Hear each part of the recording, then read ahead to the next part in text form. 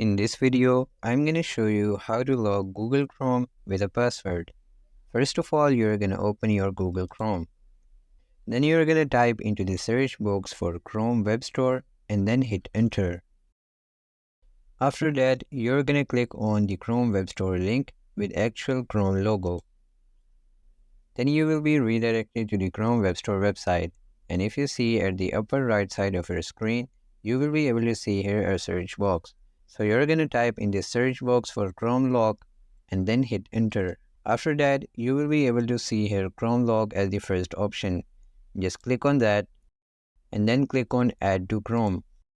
After that, click on add extension. Then you're going to type in the password which you want to set for your Chrome.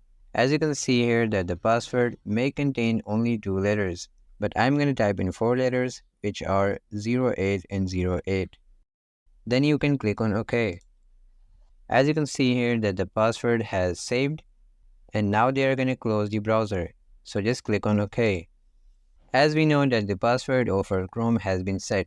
Now if we try to open our Chrome browser, they are asking for password. For example, if I type in here the wrong password which is 00 and click on OK, I won't be able to use Google Chrome and it will close.